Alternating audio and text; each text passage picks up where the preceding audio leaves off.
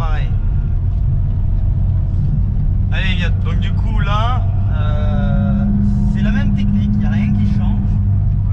Alors, je dis il n'y a rien qui change, mais s'il y a un petit détail pris, ça va être l'entretien de la dérive. Ouais.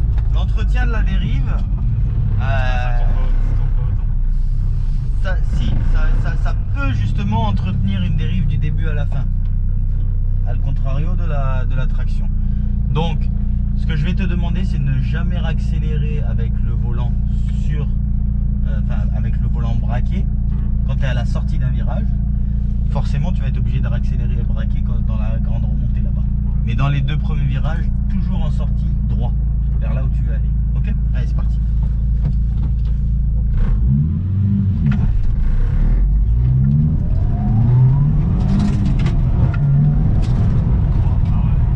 Alors la freine, en place, laisse, allez gaz, bien droit.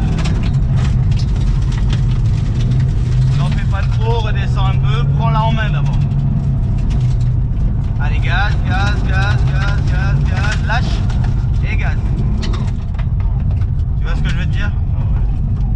Donc tu vois là, t'as mis la barre un peu trop dès le début. Du coup on se fait piéger, on se fait surprendre par la puissance et tout. Vas-y, roule un petit peu. On va aller au départ. Tu te fais piéger dès le début. Essaie de redescendre d'un petit cran et hop, tu montes petit à petit. Ok? Je sais pas trop pousser l'accélérateur, mais là. Ah oui. Allez, on reste bien sur la gauche. Et là, le contour il marche bien. Tu vas monter trop ou faut ça? Non, c'est. Ouais, il marche bien, t'inquiète.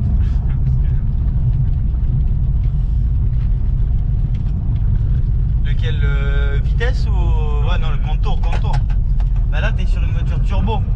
Donc, allez, max, tu montes à 6, 7 peut-être, mais à 7, t'as plus vraiment de couple, quoi. Je sais pas, Le couple, il est vraiment entre 3005 et 6000. Vraiment, j'ai mis pied au plancher, je voyais que ça montait, mais comment ça poussait? Ça, c'est le couple. Ah ouais. C'est le couple de moteur turbo. Allez, vas-y, c'est parti. Allez, la 2, tout de suite.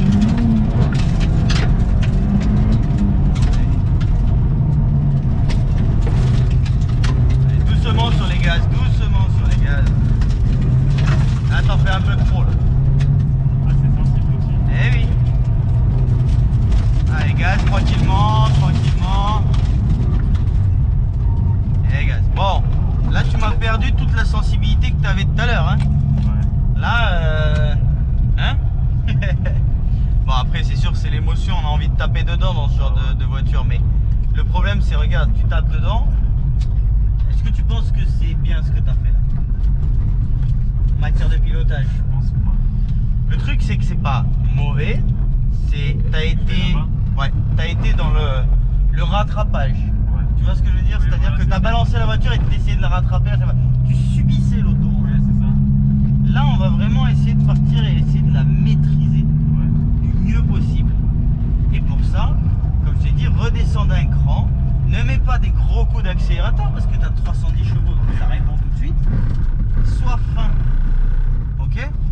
Comme dit Christian, œil de lynx et pied de velours. Ouais. Ok? Tu vois ce que je veux dire?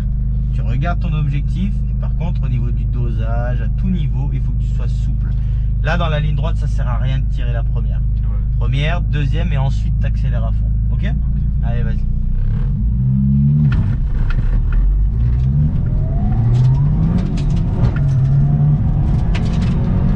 Alors la freine, tranquille, en place et on accélère tranquillement. Voilà. Laisse. Et gaz droit. Tu vois le gaz droit? Ouais. Allez, en place, laisse. Allez, gaz tranquillement, lâche un peu, gaz. Ah, le contre-braquage, le fameux contre-braquage. Bon, là t'étais mieux. Là t'étais mieux. Le contre-braquage, en fait, t'allais pouvoir enrouler le virage. Le problème, c'est que le contre-braquage t'a cassé cet élan là. Ok? Donc en fait, surtout sur une 4 roues comme ça, oui, des fois il y a besoin d'un petit peu de contre-braquage. Là on a fini, on a fait nos 3 tours. Oui, des fois il y a besoin d'un petit peu de contre-braquage, mais là en l'occurrence, c'était 2 trous. Non, il marche pas. Enfin, c'est pas qu'il marche pas, mais il est fait pour pas que.